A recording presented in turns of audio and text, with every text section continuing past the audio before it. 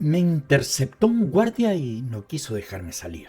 Me testeó la frente con un termómetro de luz y me preguntó si me sentía bien. Sí, bien, le contesté. Tiene fiebre. Puede que esté infectado y así no lo puedo dejar ir. Pero ¿no es acaso al revés? Si estuviera infectado, no debiera dejarme entrar. Tiene usted razón. No lo puedo dejar entrar, como también no lo puedo dejar salir. Se debe quedar en el umbral. ¿Y si se me pasa la fiebre? Entraríamos en un problema. No sabría qué hacer. ¿Hasta cuándo tendría que estar en el vano del umbral? Por favor, no me haga complicado mi trabajo. Yo solo cumplo con mi actividad. Más allá de eso, no sé nada. Es decir, usted no es un guardia especializado. No, solo aprendí a ver la temperatura y a decir pase, no pase. No es difícil, pero para serle sincero, a mí me costó adaptarme a esta tecnología. Este termómetro tiene varias lucecitas, es como un semáforo de la calle. Tiene tres luces, verde, amarilla y roja. Cuando prende la luz verde, debo decir pase y la persona pasa. Cuando prende la luz roja, digo no pase y quédese aquí o retírese. Y la persona se queda esperando aquí o se va. El problema lo tengo cuando sale la luz amarilla. No sé qué hacer. Me agobia y debo tomar una decisión propia. La primera vez que me ocurrió fui donde mi jefe. Después de contarle mi problema, él puso cara de preocupación, entornó los ojos y se llevó la palma de la mano derecha al mentón. Con su dedo índice se dio golpecitos en los labios y luego me dijo sonriente: sabemos que cuando sale la luz amarilla es un verdadero problema.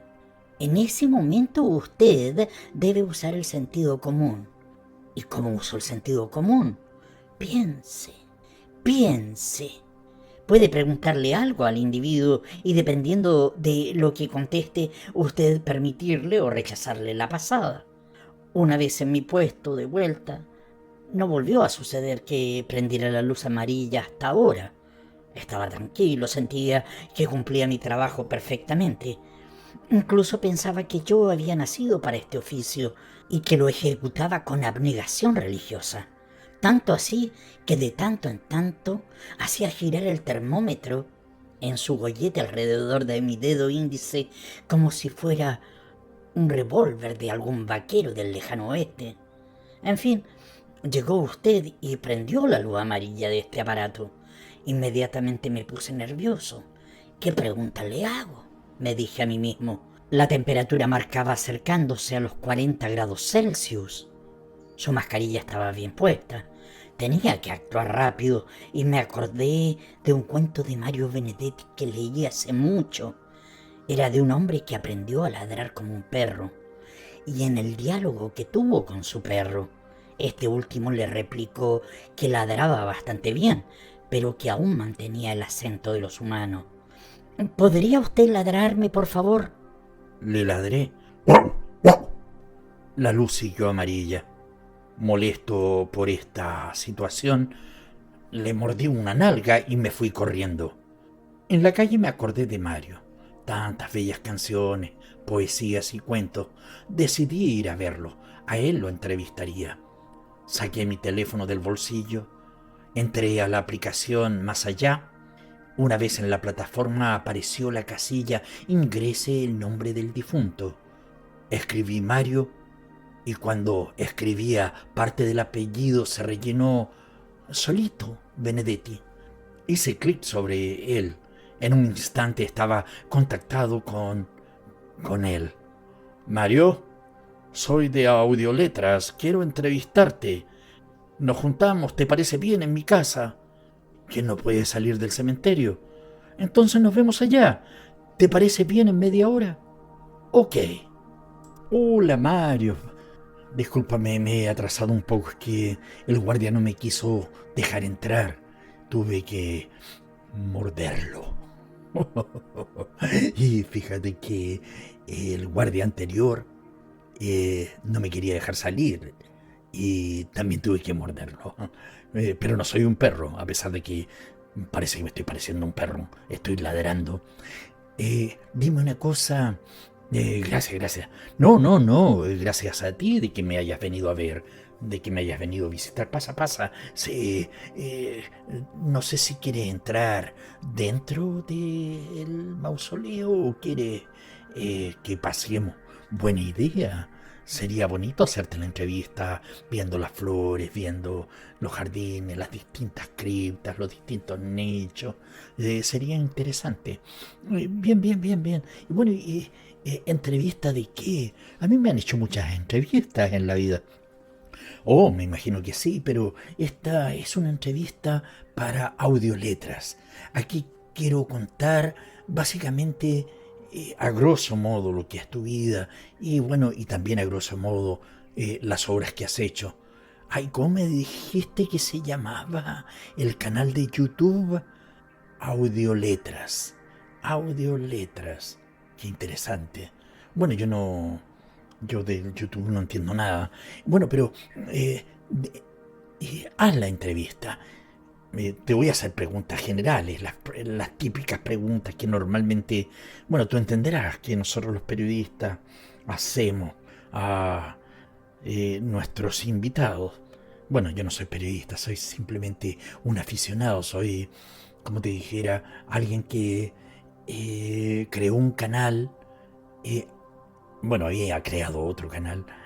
El primer canal empecé a leer libros y me leí una cantidad de libros así impresionante.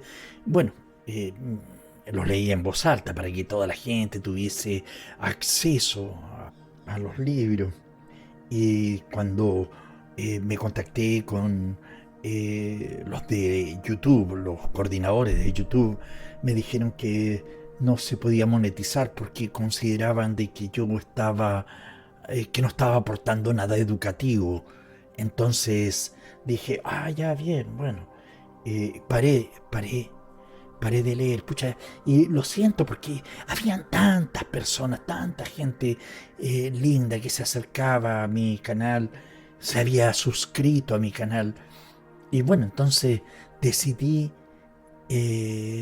hacer otro canal, pero este otro canal ya no era leyendo, sino que simplemente repasando a todas aquellas personas que había leído en algún momento determinado.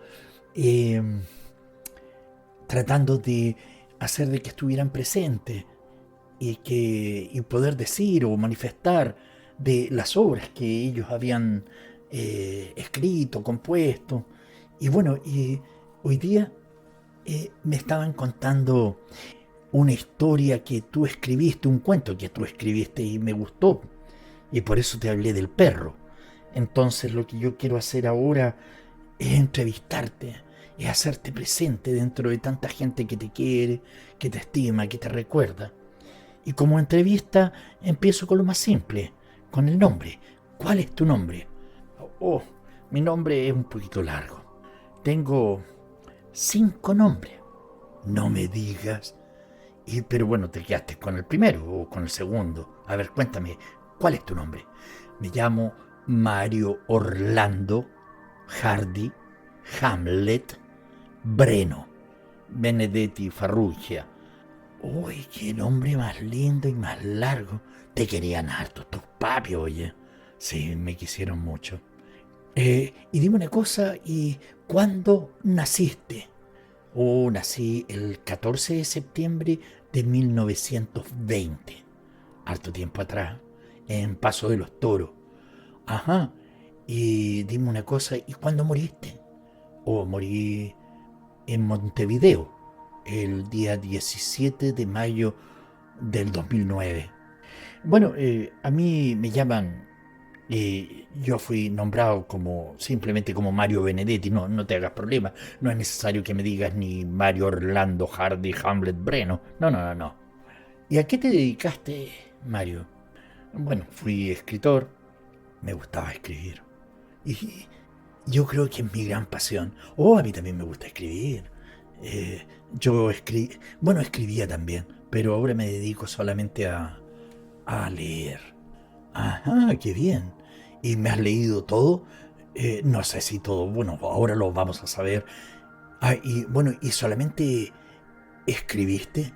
Bueno, fui escritor, poeta, dramaturgo de este Uruguay, de mi Uruguay. Fue integrante de una generación, de la generación del 45. Ahí también pertenecía Juan Carlos Onetti. Oh, sí, ¿sabes qué? A ese también lo quiero entrevistar. Me encanta. También estaba Idea Vilariño. Ah, no lo ubico, no lo ubico. Idea Vilariño, déjame anotarlo. Ajá. Ah, ¿y cuántos libros escribiste? Oh, escribí harto. Escribí más de 80 libros. Y varios de ellos fueron traducidos a distintos idiomas. Ajá. Fui también profesor de literatura en Uruguay. También colaboré en el semanario Marcha, por allá, bueno, hace harto tiempo, en los años 70. ¿En qué año? ¿De qué año vienes tú? Oye, perdóname. Sé de que la aplicación esa, más allá, la que tú aplicas, se nos ha concedido a todos los muertos, así que, pero no sabemos de qué año se viene. Ah, yo vengo del 2020, estamos finalizando el 2020. Imagínate, imagínate, allá yo sufrí el exilio por allá por el año 1970, 50 años antes.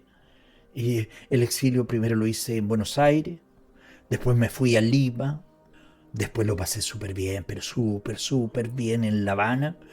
Y estuve también en España y olé. Y bueno, y finalmente residía en Madrid, porque el español es el español. Y bueno, y en Montevideo. Desarrollé mucha actividad en el periodismo. Y bueno, y estuve muy metido en recitales poéticos, musicales, junto a intérpretes bien reconocidos, bien grandes. También la Nacha Guevara, qué linda mujer, qué buena cómico era, oye. Me encantaba la Nacha Guevara, con ella fuimos muy amigos. Y también con Juan Manuel Serrat, no sé si lo ubica. Sí, a ambos lo ubico. Bueno, he cultivado todos los géneros. Me inicié en la poesía, en libros como Poemas de Oficina, por allá por el año 1956. Es de tono cotidiano y existencial. También en los cuentos montevideanos. Ahí incursioné en el realismo, me encanta ese género, ¿no? De literatura. Eh, También me metí en el costumbrismo, pero principalmente en las clases modestas de la ciudad. En 1960 eh, ensayé la crítica político-social con El país de la cola de paja, hoy la cola de paja. Bueno, después la prohibieron los militares, pero después no la volvimos a reabrir, pero todavía se tiene recuerdo de ella. Después escribí novelas, la primera, La Tregua, en 1960, Gracias por el Fuego, en el 65. Eh, Ahí se emplea el realismo a la observación de los vicios sociales de las clases medias y de la sociedad de consumo. Después me politicé, te lo digo sinceramente, me politicé, me metí en narrativas en favor de las opciones de la guerrilla urbana, con El cumpleaños de Juan Ángel, que escribí en 1971, y Primavera con Una esquina rota, en el año 1982. Ahí incorporé el tema del exilio y el retorno en La casa y el ladrillo. Eso fue antes, 1977. Después Vientos de exilio, en 1982. La geografía, bueno, 1984. Y Las soledades de Babel, 1991. En la obra de teatro está Pedro y el Capitán, que compuse en el 79, 1979. Abordé la problemática moral de la tortura. Hoy tengo unos cuentos, pero que te hacen saltar sobre eso. He recogido una tarea crítica en varios aspectos. como letras del continente mestizo, de artes y oficios, el desexilio y otras conjeturas y crítica cómplice, así como también tengo algunas evocaciones autobiográficas en La borra del café. Bueno, y para finalizar, cuando ya estaba por decir, ya estaba viejo ya, eh, dejé creada la Fundación Mario Benedetti, para que mi obra continuase, pero no por mí, era básicamente por el testimonio de vida que había tenido, que había vivido, y así se pudiera apoyar la literatura y principalmente luchar por los derechos humanos, en especial por el esclarecimiento del paradero de los detenidos desaparecidos en el Uruguay. Me gustaría que habláramos de tus obras, ¿te parece bien? Oh, sí, sí. Es tu entrevista, tú me tienes que preguntar lo que quieras. Acá yo te sigo el juego. Si me interesa conversar contigo, porque hace tiempo que no converso con los vivos. Solamente he estado encerrado con los muertos. Es a ver, cuando estuviste en Cuba, ¿qué hiciste? Oh, sí, sí, sí. Cuando estuve en Cuba, eh, bueno, estuve 1 año y medio y la pasé lindo. Trabajé gozoso y vieras cómo me quería con la gente. Publiqué Cuaderno Cubano para dar mi testimonio político, poético, crítico, literario de esa convivencia con la experiencia revolucionaria del país. Está bien armada cronológicamente en este volumen, en el Cuaderno Cubano. Muestro las etapas de mi quehacer intelectual y social. Ojalá lo leas, te va a gustar. Te va a gustar, sí, sí, sí, te va a gustar mucho Cuba y su gente. Y después, bueno, no sé si leíste La Sirena Viuda. Es una antología, le di ese nombre, La Sirena Viuda. Seleccioné algunos cuentos de los libros montevideanos de 1962, La Muerte y otras sorpresas, 1968, Con y sin nostalgia, 1977, Geografía, 1984, y Despiste y Franquezas, 1989, El amor en toda su forma. Ah, me encanta hablar del amor, qué lindo es el amor. Eh, la vida, la muerte, los encontrarás como relatos que nos brindan la oportunidad del reencuentro con páginas queridas, o tendrás el placer del descubrimiento. ¿Y el mejor de los pecados? Ah, ahí tienes una selección de 10 relatos que se centran en el acto amoroso, a través de todas las edades, desde la adolescencia hasta la vejez.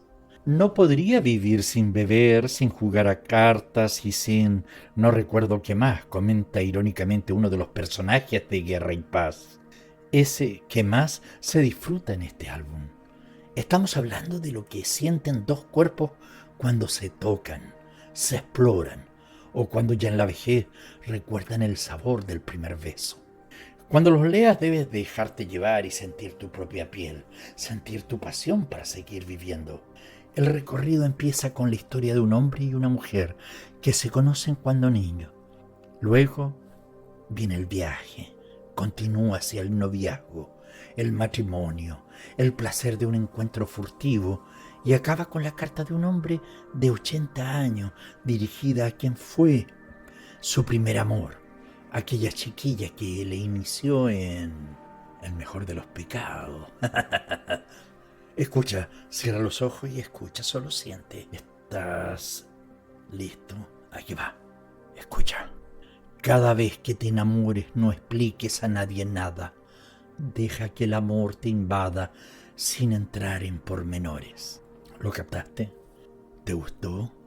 ¿Fue así? El escritor latinoamericano y la revolución posible. Sí, el libro comienza así, sin rodeos ni subterfugio. En 1930, algunos años después, de como unos 8, de publicar Trilce, César Vallejo refutaba, sin embargo, al surrealismo en estos términos. Mira, ahí está ladrando un perro. Bueno, no eres tú, ¿no?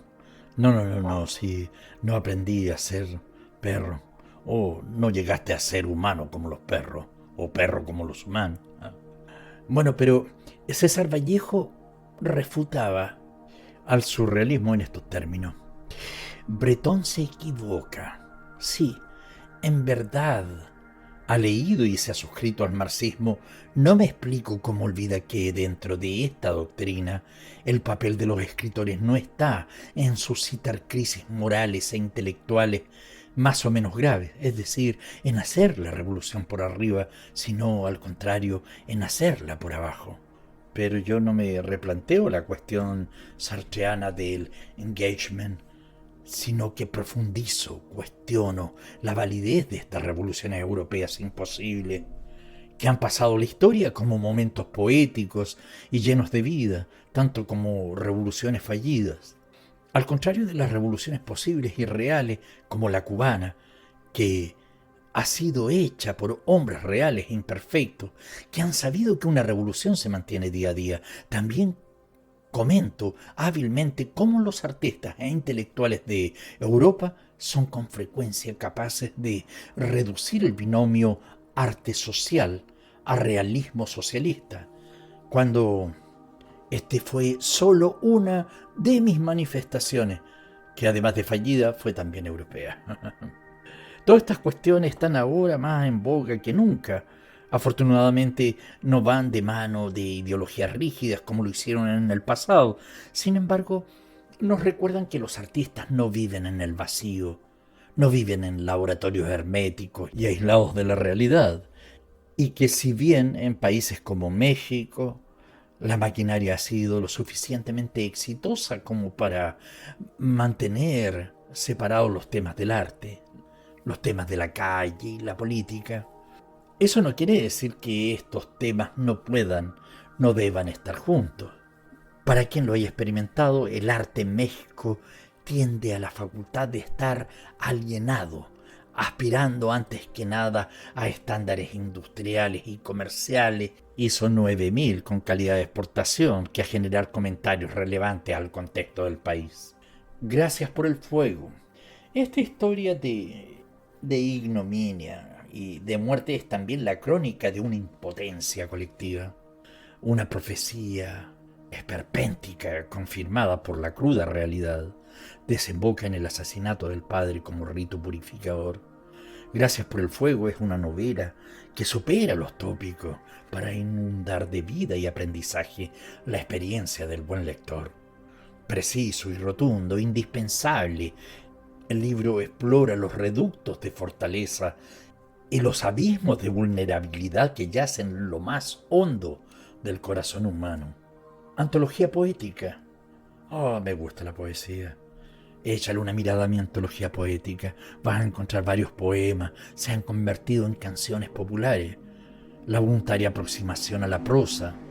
La construcción de una épica de lo cotidiano, propiciada por la incorporación de lo social y lo político. El amor y el humor son algunos de los temas. En andamio. Bueno, eso tiene que ver básicamente con la estructura, lo que queda del propio país, en la memoria y en la idea presente, y principalmente cuando se regresa tras un largo exilio. Andamios narra los encuentros y desencuentros de Javier Montes, que tras 12 años de exilio regresa a Montevideo con sus nostalgias, prejuicios y soledades. Javier va construyendo esos andamios que le permiten crear un mundo nuevo en el que caben todas sus esperanzas, su estructura fragmentaria de obra en construcción, en la que los elementos puestos en juego, diálogos, reflexiones, recuerdos, sueños, cartas y poemas, aparecen sueltos, te permitirá encontrar un edificio perfectamente acabado, el del desexilio. Respirarás ironía, crítica social, ternura y humor. En geografías hallarás al país de la nostalgia que a diario se restaura o se deforma en la imaginación. Lo escribí en el exilio español. Tendrás 14 cuentos y otros tantos poemas, agrupados en dúos afines. He puesto cada uno de esos pares bajo el resguardo de un membrete geográfico. Apreciarás el universo cotidiano a menudo traspasado por las lanzadas del sufrimiento. La tregua, esa es la obra que alcanzó mayor éxito de público. Es la cotidianidad, crisis rutinaria marcada por la frustración y la ausencia de perspectivas de la clase media urbana. Impregna las páginas de esta novela que, adoptando la forma de un diario personal, relata un breve periodo de la vida de un empleado viudo, próximo a la jubilación, cuya existencia se divide entre la oficina, la casa, el café y una precaria vida familiar dominada por una difícil relación con unos hijos ya que están adultos. Perplejidades de fin de siglo. En este libro reuní artículos, crónicas y conferencias sobre la actualidad. Primavera con una esquina rota. Bueno, ese es un testimonio profundo y dolorido de la enorme conmoción que los acontecimientos políticos provocaron en las relaciones personales. El Uruguay de la dictadura y el del exilio se mezclan, se conjugan en la imagen optimista de la primavera como un futuro promisorio. Rincón de haikus. Y está basado sobre todo en la sobriedad y la sinceridad. El haiku es un género poético de origen japonés que está compuesto con 17 sílabas y ordenado en 3 versos de 5, 7 y 5 sílabas.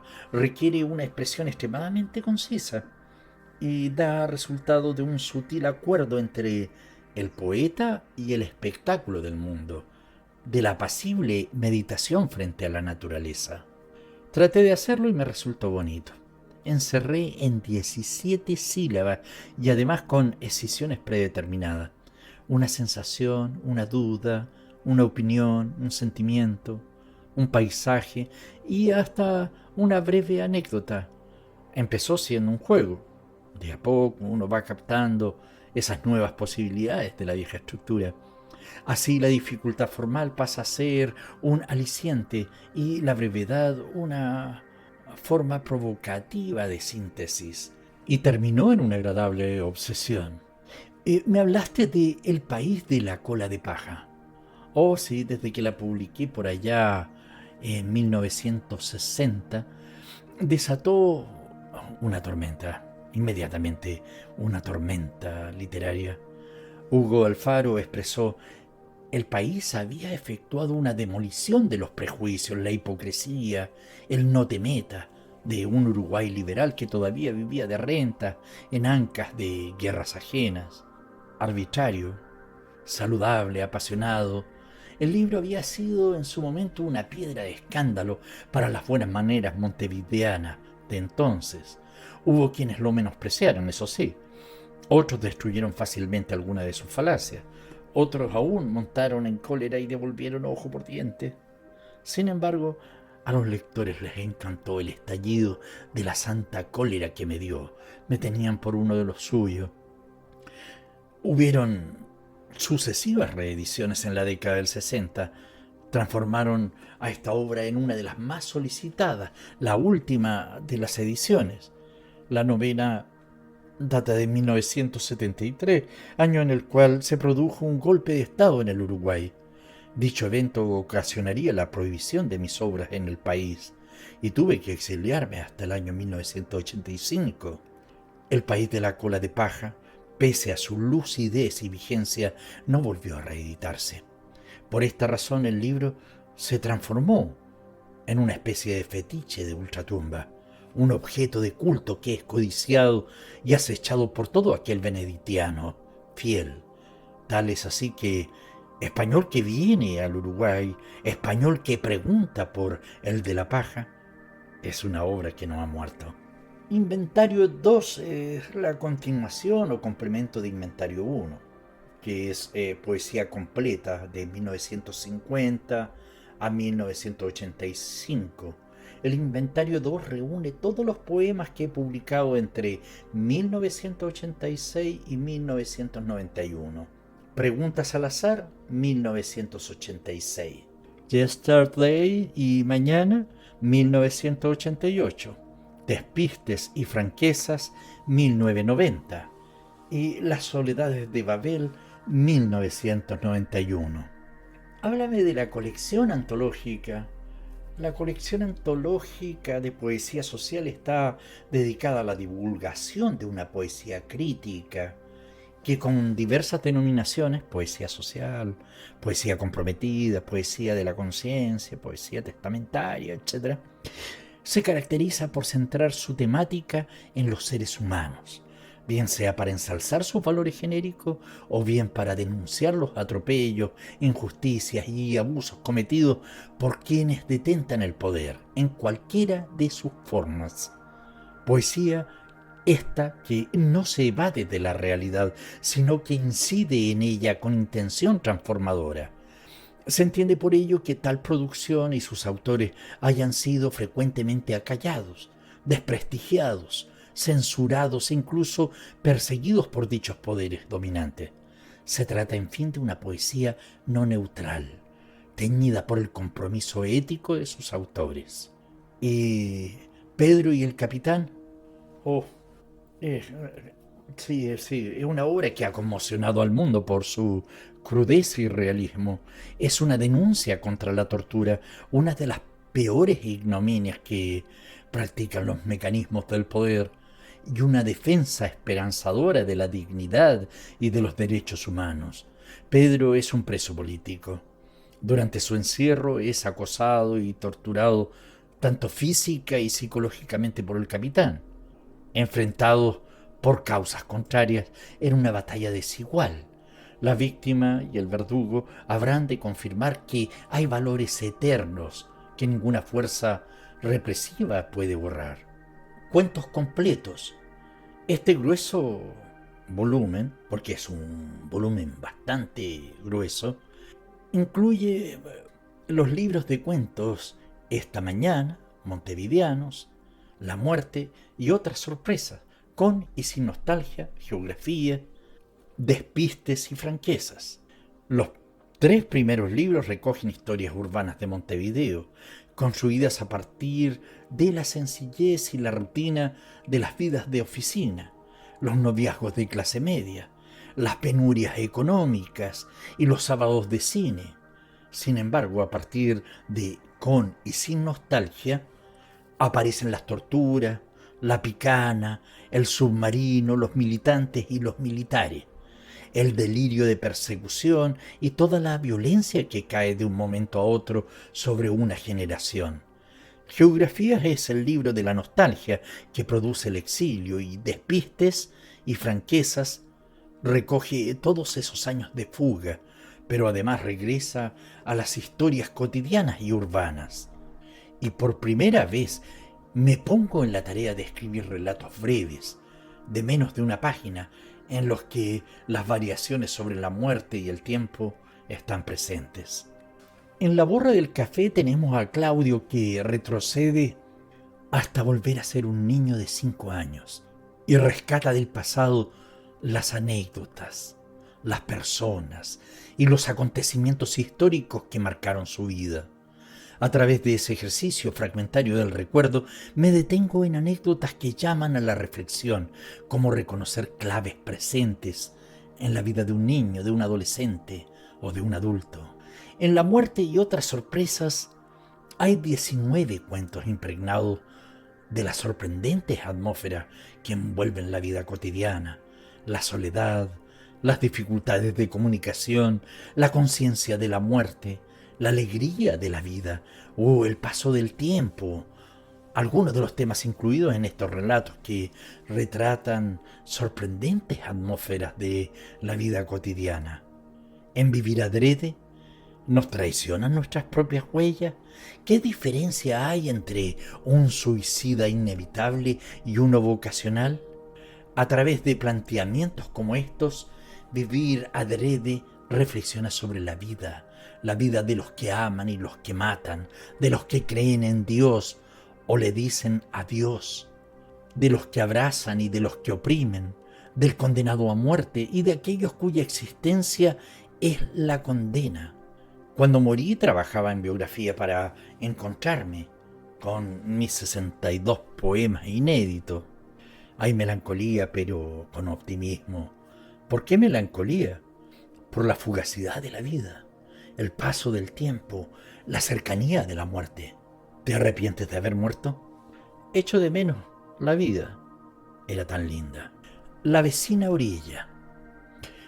Este cuento es así, de momento está contando una conversación banal con un amigo y de repente la conversación cambia y te cuenta desgarradamente las torturas atroces físicas y psicológicas que el conversador sufrió, y tú te quedas turbado pensando en qué momento pasó de un tema a otro.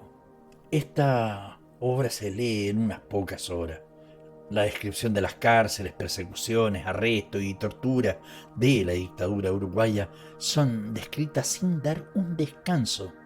La hipocresía de la sociedad, los que miran para otro lado, los que se adaptan al sistema y tratan de pasar desapercibidos, todo esto se condensa en apenas 50 páginas.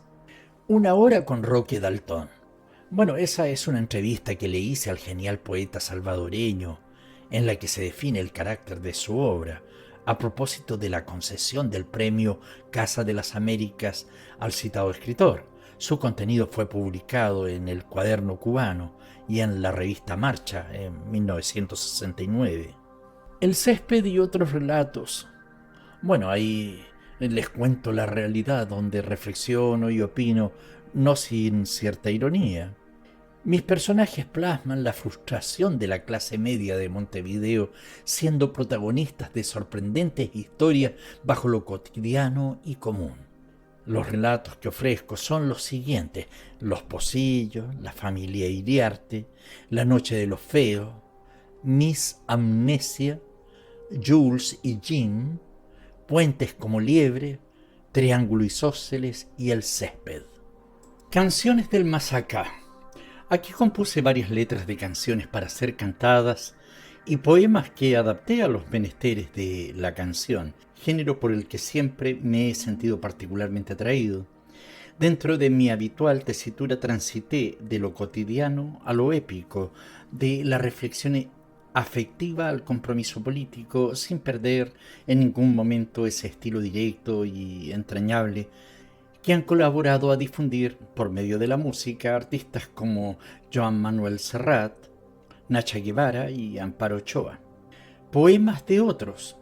El cumpleaños de Juan Ángel es un territorio de novela invadido por la poesía. Estos poemas de otros, 1974, constituyen un territorio de poesía invadido por recursos narrativos y personajes de ficción. No obstante, si bien son poemas escritos a partir del punto de vista de personajes inventados, también me expreso a través de ellos.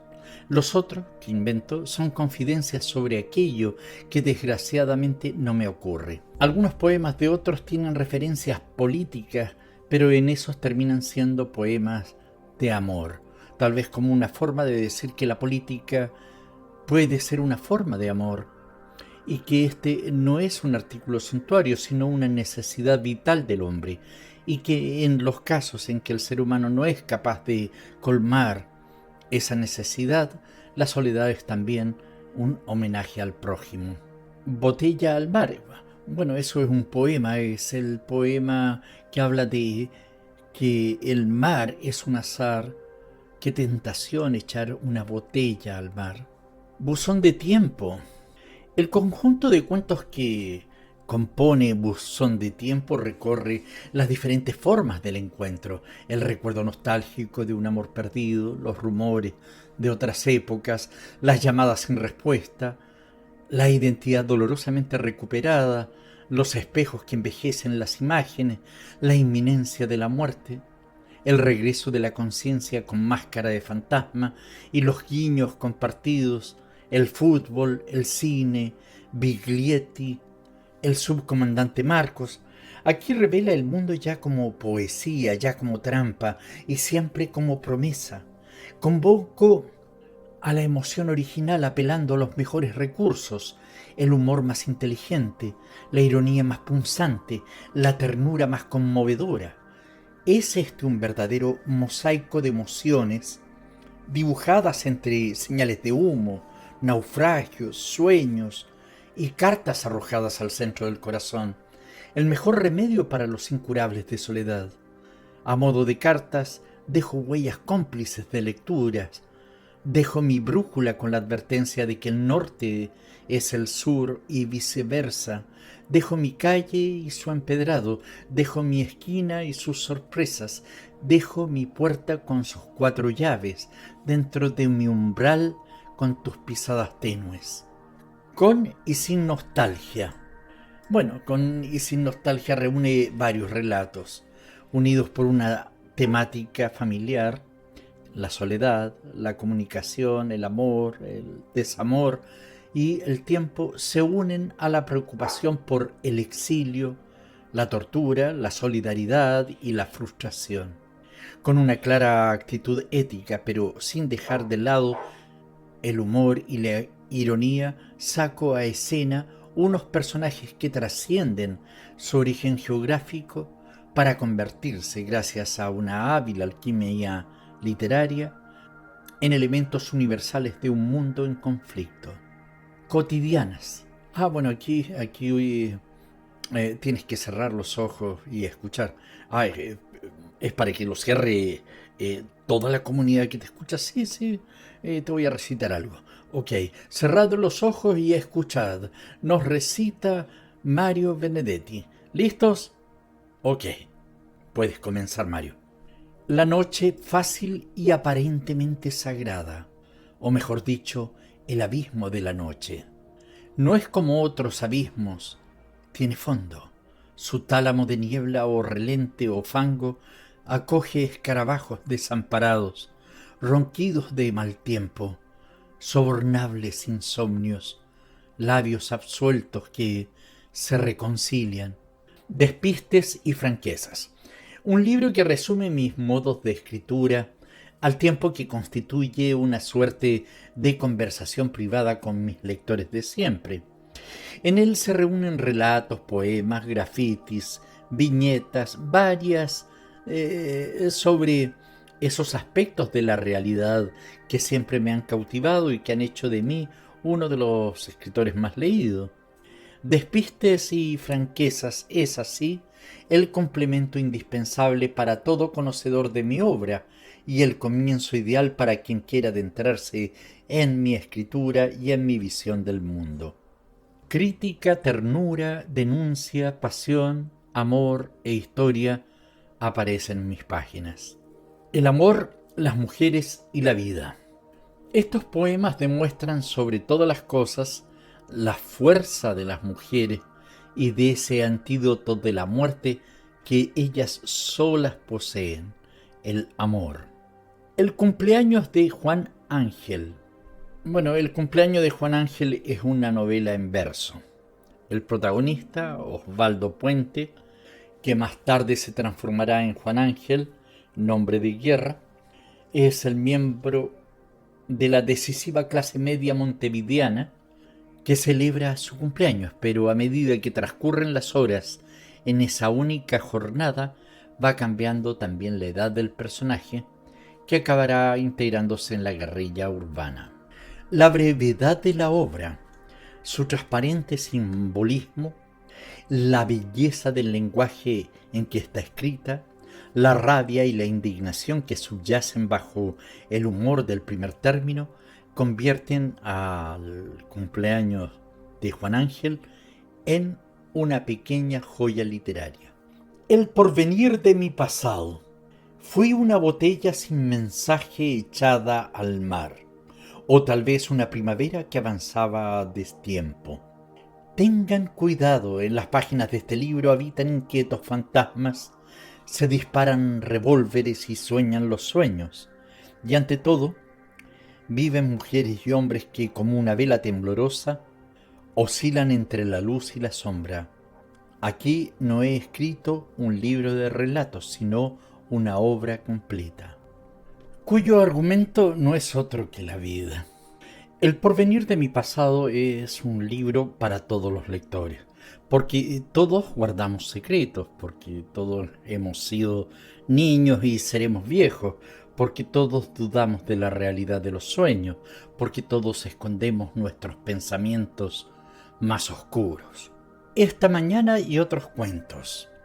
Ambientados en el medio urbano de Montevideo, los 9 cuentos de esta antología, seleccionados por mí, giran en torno a la cotidiana peripecia de la pequeña burguesía ciudadana, funcionarios públicos, empleados de banca o tenderos, que animan la vida de la capital y padecen la estrechez de sus horizontes, con una prosa cargada de ironía, sobria, precisa, producto de un sabio oficio y de una cuidadosa labor de depuración, logro trascender la individualidad de mis modestos personajes, inmersos en existencias grises siempre acechadas por posibilidades dramáticas, para ofrecer al lector un cuadro veraz y completo de la sociedad contemporánea.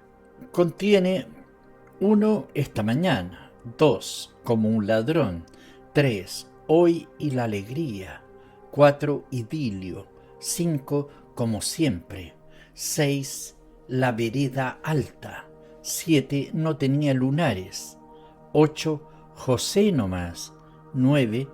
La lluvia y los hongos. La casa y el ladrillo. Me parezco al que llevaba el ladrillo consigo para mostrar al mundo cómo era su casa. Eso es de Bertolt Brecht. ¿Con tu aplicación puedes contactarme con Bertolt? Por supuesto que sí, después de la entrevista, ¿te parece? Ahora recitamos la casa y el ladrillo. Bueno, coloquen atención, cierren los ojos si quieren para que escuchen la casa y el ladrillo. Cuando me confiscaron la palabra y me quitaron hasta el horizonte, cuando salí silbando despacito y hasta hice broma con el funcionario de emigración o desintegración, y hubo el adiós de siempre con la mano, a la familia firme en la baranda, a los amigos que sobrevivían, y un motor, el derecho, tosió fuerte y movió la azafata sus pestañas como diciendo: a vos yo te conozco. Yo tenía estudiada una teoría del exilio, mis pozos del exilio, pero el cursillo no sirvió de nada. ¿Cómo saber que las ciudades reservaban una cuota de su amor más austero para los que llegábamos, con el odio pisándonos la huella? ¿Cómo saber que nos harían sitio entre sus escaseces más henchidas y sin averiguarnos los fervores, ni mucho menos el grupo sanguíneo?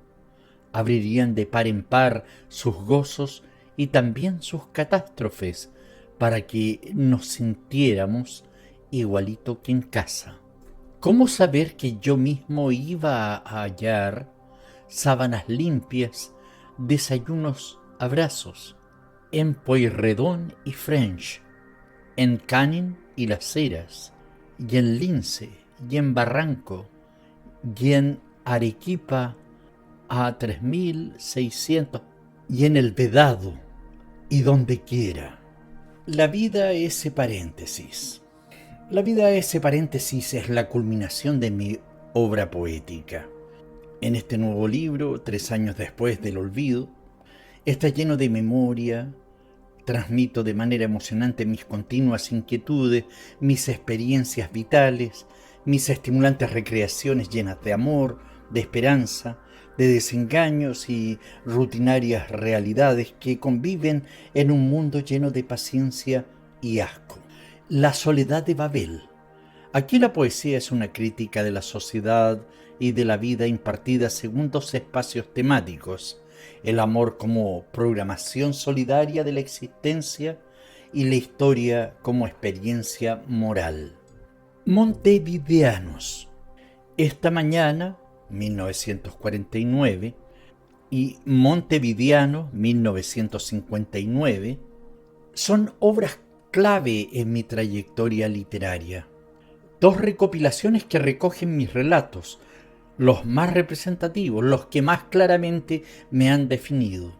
En la primera, soy muy joven, poseo un lenguaje propio, desde luego, pero también exhibo hasta con cierto orgullo literario las huellas de la influencia ajena, los testimonios de la tradición. Montevideanos, en cambio, expreso ya con toda exactitud la voz necesaria y personal, y constituye mi primer gran éxito en el campo de la narrativa. Noción próximo. En los poemas de Noción de Patria y Próximo Prójimo, las contradicciones y los opuestos crean una sustancia que sólo la espontánea lucidez del poeta puede transformar en materia lírica. Fluida e irreverente, entrañable y humana, la temática de estos libros nos asoma a una visión del mundo cotidiano profunda y solidaria, inexorablemente justa. Poemas de la Oficina, 1956. No solo inauguraron mi difusión poética en el ámbito rioplatense, también rompieron con la poesía desasida y arcaica que se practicaba entonces en mi país, Uruguay. Para la crítica, Poemas de la Oficina es el libro más deliberadamente homogéneo y equilibrado de un primer periodo de maduración.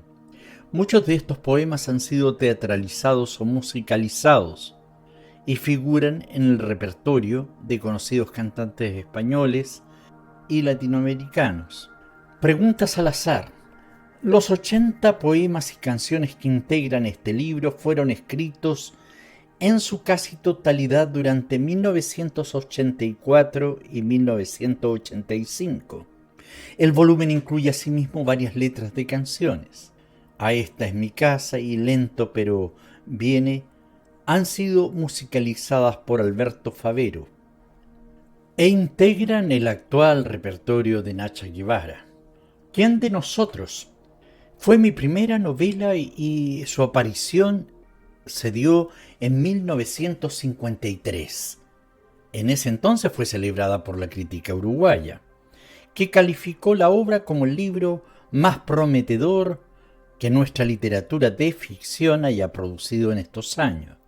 Desde entonces ha sido reeditada continuamente, pues su maestría en el realismo psicológico aborda, con un análisis inteligente y preciso, la historia de un triángulo amoroso que ahonda en la dimensión invisible de los hechos, esa que consigue atrapar al lector en una pregunta por la que se siente aludido. Pero, ¿quién de nosotros juzga a quién? Viento del exilio. Viento del exilio retrata en cada uno de sus poemas las distintas formas de la distancia. El ejercicio poético rescata también en estas páginas la esperanza del exilio, el fin de la partida y el regreso. Frases. La incertidumbre es una margarita cuyos pétalos no se terminan jamás de deshojar. Cuando tengo preocupaciones, miedos o una historia de amor, tengo la suerte de ser capaz de transformarlo en un poema. Sus labios eran una caricia necesaria. ¿Cómo podía haber vivido hasta ahora sin ellos? No sé tu nombre, solo sé la mirada con que me lo dices. Se oyen pasos de alguien que no llegan nunca. Nunca pensé que en la felicidad hubiera tanta tristeza. El amor es una palabra, un pedacito de utopía. En ciertos oasis el desierto es solo un espejismo. Se despidieron y en el adiós ya estaba la bienvenida. Es claro que lo mejor no es la caricia en sí misma, sino su continuación. Si el corazón se cansa de ver, ¿para qué sirve? Puedes venir a reclamarte como eras, aunque ya no serás tú. Es lindo saber que usted existe. En la razón solo entrarán las dudas que tengan llave. Lo cierto es que yo ignoraba que tenía en mí esas reservas de ternura. Es curioso cómo a veces se puede llegar a ser tan inocentemente cruel. Somos tristeza, por eso la alegría es una hazaña. Cuando los odios andan sueltos, uno ama en defensa propia. Que te quede bien claro, donde acaba tu boca, ahí empieza la mía. De todas aquellas manos, la suya era la única que me transmitía la vida. Me gustaría mirar todo de lejos, pero contigo. Yo quisiera ser yo, pero un poco mejor.